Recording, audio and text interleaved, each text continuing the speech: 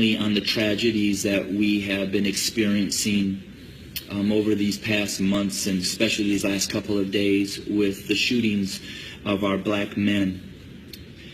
But what I'm coming to learn over my 23-year journey of being a white man, living and ministering amongst my black family here in several inner cities of Chicago.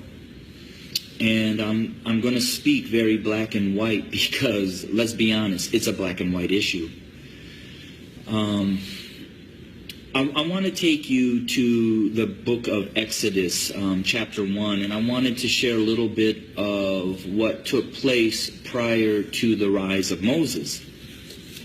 When I read that, it talked about that the Pharaoh became concerned and very fearful that the Hebrew slaves were growing in number and in power.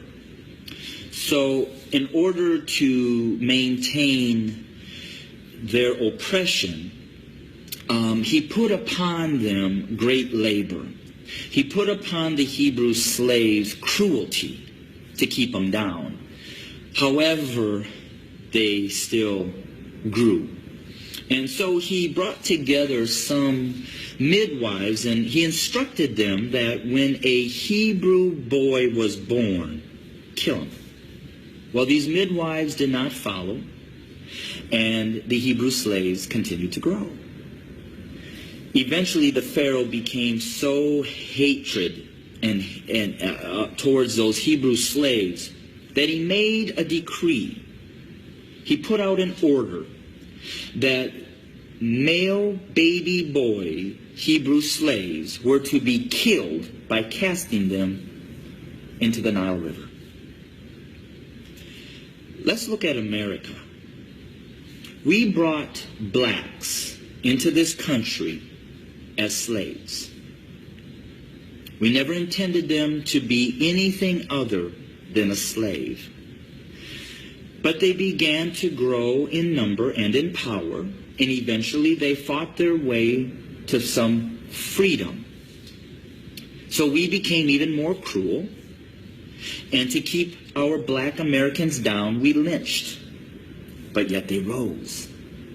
So then we used the welfare system, the criminal justice system, to keep them down, to contain them, to destroy them. But yet they rose, and they're rising.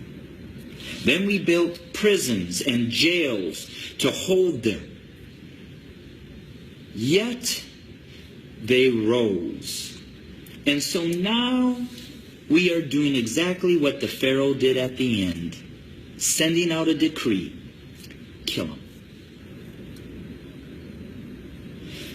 So until we admit that when we wrote this Constitution that all men are created equal, that we never intended to include our black brothers and sisters, our nation may end up facing exactly what the Egyptians faced when they refused to let God's people go. So I'm going to say this to my white fellow Americans, that the bloodshed that is on its way is not on the hands of our fellow black Americans, but is on our hands. We are the ones that are refusing to let God's people go. We are the ones that are refusing to acknowledge that we do not value our black brothers and sisters as equal individuals or equal Americans as us white men. And to my black brothers and sisters, the racial issues, as I've said, have been there from the very foundation. But why do we see it more? Because there's a shifting.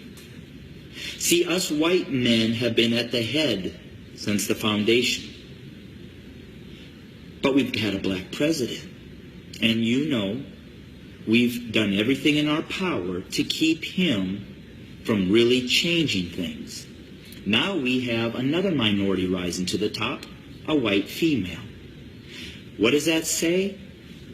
Those of us who are white men who have been at the head are now starting to see and fear that we are going to become the tail. And we know what we've done to you. And so now we're fearful that you're going to do to us what we have done to you. But I will say this. I've lived in a black community for 23 years.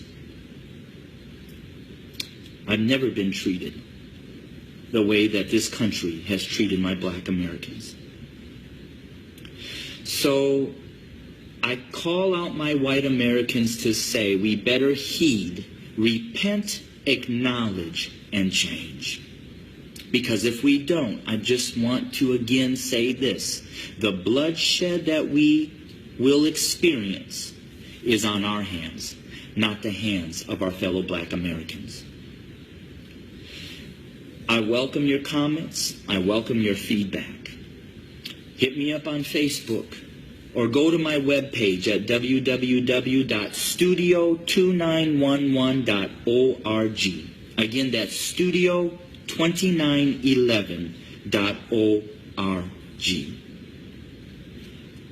I don't necessarily know the answer, except for us white Americans need to repent, acknowledge the lies that we have taught, acknowledge our value system of equality. It is not here, and it does not include our black brothers and sisters. And we need to change, and we need to change.